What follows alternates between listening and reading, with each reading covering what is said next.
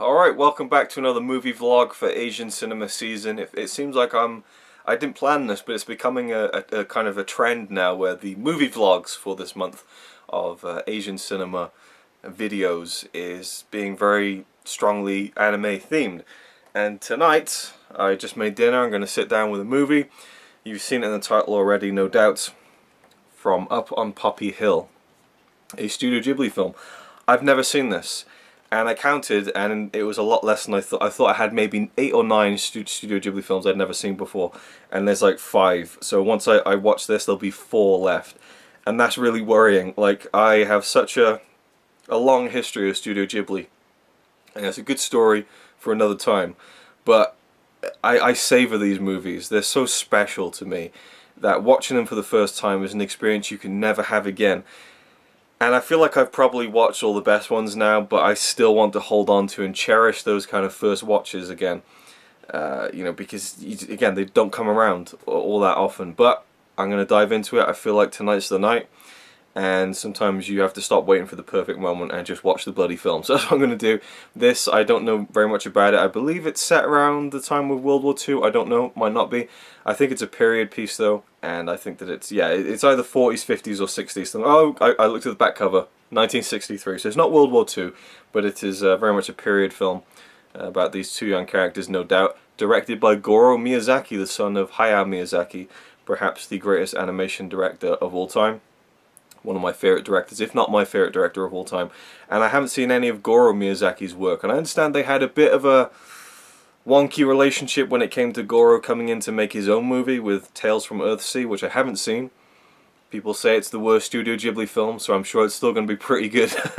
I'm looking forward to seeing it, but this was his second film, which is also co-written by Hayao Miyazaki. So we've got kind of a father-son team-up going on here, so I'm really looking forward to that aspect of it, just knowing that they both worked on it together and knowing how good of a writer Miyazaki is, Hayao Miyazaki. Goro I have no experience with, but this film gets mixed reviews and opinions. People say it's great, people say it's really lacking in a lot of areas, so we'll see. I'm ready to watch it, I'm excited, and for the record, the other Studio Ghibli films I haven't seen are Pompoko, which I have on Blu-ray, My Neighbors the Yamadas, which I don't have, mainly Takahata films, I guess. So it's those 2, Arrietty, and there's another one, which is Tales from Earthsea. There we go. So I've seen all the heavy hitters pretty much. You know, you don't see people calling Arrietty the greatest Studio Ghibli film, or, you know, Pompoko. So yeah, I've seen all the big ones, but this is the one that I'm probably the most excited for that I haven't seen. Just under that would be Arrietty, probably. But I'm also looking forward to seeing those other Takahata films. Right, I'm rambling for too long, but I guess my dinner needed to cool down. I'm having beef tacos. Of course I am. You know the drill. I also have a nice ice-cold bottle of Eulabrus. This is American Christmas soda. I was thinking, I was going to say Christmas pop, but I thought it would be better to use the American phrase soda, and it came out American. Right. I'll leave that one in, you can have that one for free. So this is Christmas soda, Christmas pop as we call it. I'm going to open it up here. They've just started to put these out in the shops. Of course, Christmas is kinda around the corner. And the cap is dropped on the floor. Usually around October they start releasing these in the shops, and then by January, February the dregs have kind of gone. So this is something that's not around all year round, and it's one of my favourite drinks. So cheers. That was a really satisfying glug glug glug sound. Right, on with the film. I'm looking forward to it. I'm looking forward to dinner and a good anime film. And I'll check in with my thoughts probably halfway through the film. Here we go.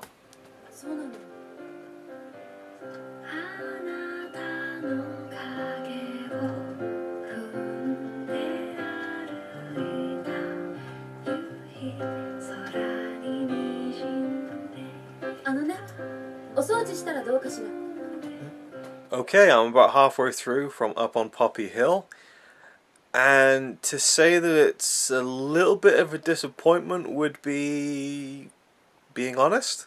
I wouldn't be overstating it or understating it. It's a little bit of a disappointment. I'm enjoying it very much. It looks really good. I like the characters. I don't love anything about it yet, and I'm still not quite sure where the story is going to take us. I mean, really right now it's just this kind of blossoming of young love between these two kids basically in high school.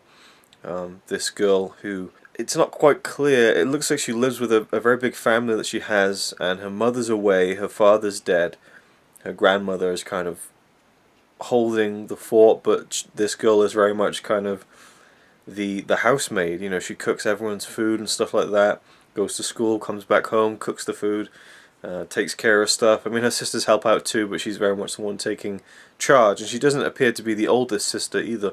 And then we have this young boy who is also in the high school as a part of the clubhouse, and is kind of fighting to have his section of the school club preserved. They're going to abolish it, and he wants to keep it, and that's all that's going on really. It's just these two characters who are kind of taking a liking to each other, and that's where the film's going. But yeah, nothing great is grabbing me yet, but I'm still enjoying it, so I'm gonna obviously watch the rest and come back to you with my thoughts. But it's a film that's hard to really sum up as far as the plot goes succinctly. You know, I mean, I guess really at its heart, it's just it's a love story between two teenagers. So yeah, alright, I'm going to carry on now and report back on my final thoughts. Alright, I'm done with From Up on Poppy Hill, and it was just there. It was just characters doing stuff without much to really grab my attention for the first 30 minutes, as you just saw in the previous clip. After that, things started to pick up, and I got more invested in the storyline, and I really was dumbstruck at the twist in the middle of the film. You know, they say jaw-dropping. Literally, I went, what? And the thing is, there's a big twist in this film, and I knew about it already, because I'd read someone's review of it, and they mentioned it in a joking fashion. I went, oh great, now I know what the big hook is, and I just forgot. 30 minutes into the film, didn't even think about it, you know, and it's related to, you know, a pivotal part of the film. Didn't even think about it, just completely forgot. It left my brain, and I was like, oh my god. And then 10 minutes later, I thought, wait, I already knew this. How did I forget? I mean, that's the best way to get spoiled when it comes to a film, right? Is to be spoiled a twist, and then to just literally forget about it. Even during the film, even when it happens, it takes you a while to even remember that you got spoiled in the first place. I'm not going to go into it, but it was it made the story a lot more interesting. But even taking that twist out, I really did grow to love the characters. Obviously, the two main characters, we got the boy and the girl, Umi and Shun. The boy and the girl, set in the 60s in Yokohama, I believe. Yes, and you know, they're trying to the boys of the school are trying to get their clubhouse saved from demolition. The girls, led by Umi, want to kind of spruce it up and clean it up and stuff, and that's pretty much it. And obviously this romance forms between them, and then something really heavy gets in the way of that. And I love the line when the two characters, Umi and Shun, they both become aware of this big problem that's gonna kind of get in the way of their romance. And Shun says, "Yeah, it's like some cheap melodrama," and I love that kind of self-awareness to it. It's adapted from a manga, and you know, it looks nice. The music was really nice. It kind of mixed things up a little bit. It had some more kind of peppy, kind of almost 60s style kind of rock stuff in there. Not rock, but like kind of you know, it's just more upbeat kind of music that you don't normally associate with Studio Ghibli films. It wasn't all kind of piano stuff. There's a lot of that, but it had that 60s vibe to it too. There's a special feature on the Blu-ray that goes to a lot of the locations, and there's this ship in like you know, in a harbour, and it looks exactly like I mean, obviously, if they've got a real location, they can transpose that to the anime world and make it look really good. But I mean, that ship, I mean, it was like, holy shit, it's a live action version of that scene that was really good. Because I remember even thinking, there's a shot of these two characters walking along the harbour, and they walk past this ship, and I thought that's a really cool shot. I'd love to see that in a live action movie or in real life. And then the bonus feature literally showed me it from the same angle, and I thought it was really cool. I was moved by it. There's some bits that I think, you know, didn't work as well. I think that Goro Miyazaki threw a few things in there that didn't fit the film. There's a dream sequence where Umi is really upset. She goes to sleep and she's just distraught over something, and she has this dream. And then she wakes up from the dream, but she's inside another dream. You know, it's been done to death, but when it's done well, it's done well. And the second dream she had, when you think that she's awake, but then you realize she's dreaming again, that was a really well done dream sequence. It felt like an actual dream, and it moved me.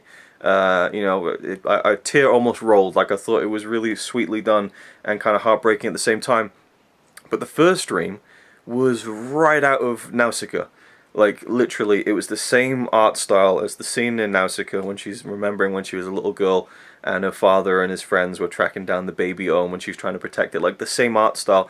And I don't know whether he was trying to homage his father or whether he was trying to, you know, rip it off. I don't know, but it just felt like it didn't fit the rest of the film. Other little things, there's a shot where her face is kind of superimposed over the screen when a train is going by, and it just felt like it was out of a different film. It felt like a film that was so simple in telling its story that it didn't need those kind of pieces of visual flair to keep it more interesting. I just thought they didn't fit too well with the rest of the film. There was a nice visual moment though when Shun finds out something that is that changes a lot of things in his perception, and he's sat in his bedroom and you see him from the outside looking into his window, the orange glow of the lights, and he kind of sits back in his chair just like, you know, everything's changed for him. There's this realization, we don't know what it is yet, but something very clearly has altered his perception of something. And the camera pans down, or the image pans down to the canal outside his house, and the orange glow from his window is reflected in the water, and a boat kind of cuts through that. You know, it's like it's just like a nice bit of symbolism there. I thought that was a nice touch. And by the end, I just thought it was really sweet, and it really got to me. There's a scene where we see some characters that are linked to other characters in the film, parents, we'll say, who were in the Korean War, and we see them taking a picture at the beginning of their careers as Navy men, I suppose. And there was something so emotional about it. These three young guys having their portrait taken, and they're all like, oh yeah, you sit there because you're the boss and stuff and whatever, and they're being all jovial, and then the one guy says, well, let's just hope I don't die first. And then they kind of get serious, and they, you know, have that kind of look on their face when they take the picture, and there's just something so moving about that to me, just because it just made me think about all those people who went to war and still go to war. Yeah, it was just really simply done, and got to me in some way. And overall, I really loved the relationship that blossomed between these two characters on the front here. I thought it was really well done. I don't think that it's an amazing film, but it's a really great little film. It's a nice little story. It's not one that anyone needs to rush out and see. It's definitely one of the weaker entries in the Studio Ghibli filmography, but I enjoyed it a lot more than I thought I would, especially based on that first 30 minutes where I wasn't really sure. Another thing I could say is that I wasn't too sure about Umi's family, who she stays with. I knew she had a grandmother, but it seemed like she had about 5 or 6 sisters. And then towards like the third act of the film, I realized, okay, so she has 2 sisters and a brother. Don't remember seeing her brother before. So who are the other women? Are they her aunts? I don't know. So I think it could have been a bit more clear in that. And this is something I really want to talk about. The Blu-ray is pretty stacked with special features. They have a little clip from when they screened this film for the first time for the Studio Ghibli staff. Miyazaki's there, Hayao Miyazaki, who wrote the film. And he gets up afterwards and he says, yes, you know, this film was a little rushed, and it would have been a much different film if I'd finished the script 2 months earlier, but I was late in handing it in, and that caused a lot of problems with the staff. And we also had to deal with the earthquake and the the nuclear power plant stuff. Of course, this was made during, I think, 2010, 2011, when a big earthquake hit Japan, and they had to deal with blackouts and stuff. They lost a lot of time. And he, basically just talks about that, and he doesn't really mention his son, Goro Miyazaki, who directed the film. And he's about to go sit back down again, and you see the producer stand up and is kind of like, let Goro come and say something, And Hayao's like, oh yeah, so right, all the staff stand up actually, and he, Goro is about to come and say some words about the film he directed, and Miyazaki steps in, to kind of take the limelight away from his son and put it all on all the other staff. And then once the staff has all stood up, Miyazaki's like chastising them over the mistakes they made in the film. He's like, this isn't how people are supposed to walk. You need to know, how to animate this kind of stuff. It's basic things. You can't be making mistakes like that when you make films. I don't know if it was the animation supervisor or the director. And it cuts to a shot of Goro, and he just looks like crestfallen that his father is basically just like throwing him under the bus in front of everyone. And he's like, yeah, and there was stuff in the background that was just too weird. Anyway, but good job, And then Goro gets to go and stand in front of everyone. And when, father and son pass in the aisleway, they just don't even look at each other. They just kind of move out the way. Like, it's so awkward. And I knew that their relationship was strained, but I thought, oh, well, maybe, things got better. He wrote the film and his son directed it. But, yeah, that was tense. And then Goro's like, yeah, there are problems with the film, and I take responsibility as the director of the film for those things, and I don't think I will have a chance to direct a film again for students. Like, oh, what the hell? Like, he's so hard on his son. I mean, you could say that someone who's put out the works that he has a right to be hard with people because, he holds himself and his studio that he helped create and found to a high standard, and arguably this film isn't really up to the standard of a lot of other Studio Ghibli films, but that's an incredibly high standard. I think it's a really good film. There's tiny issues with it, but I thought it was really nice and sweet, and it didn't need to be more than it was. And yeah, the storytelling didn't feel as precise or as well planned out as a Hayao Miyazaki film or an Isao Takahata film, but I liked it. I liked it a lot. I was going to say a lot of fun. It wasn't a lot of fun. It was really nice, heartwarming. It just melodrama. It was a melodrama. And I like that stuff. So anyway, I'm just waffling at this point. And yeah, I try and keep these movie vlogs short, and they always end up like 15-20 minutes. I have so much to say. But that's why I do them, I guess, so I can just be free with my thoughts and say whatever I want and not try and be compact and concise and try and make it a solid review. It's just my thoughts, and I like the characters, I like the story. It was just charming and sweet, and definitely one to go back to again and again. It really grew on me, and that last scene as well was really nice. It was really tastefully closed out. I loved the final scene, and I really grew to love those main characters. So yeah, there we go. That's my thoughts from Up on Poppy Hill. I'll pick up the Blu-ray for a 15th time. Yeah, only 4 more Ghibli films to go. I can't believe it. It's kind of sad. Anyway, so that's it for this movie vlog. Let me know if you've seen From Up on Poppy Hill. If you like it, if you didn't, what you like about it, what you don't like about it, where you'd rank it among the other Studio Ghibli films. And yeah, so I don't think he did actually direct another Studio Ghibli film. Goro Miyazaki, he went on and did the that series that's coming out on Blu-ray in the UK pretty soon. Haven't seen that. So anyway, I'll stop waffling now. Thank you for watching. Hope you enjoyed, and I'll see you in the next one. It's alright by me. Apart from the fact he throws cans of Carlin into a tree. Yeah, he's really cool. Yeah, he's really cool. But he's not quite as cool as you.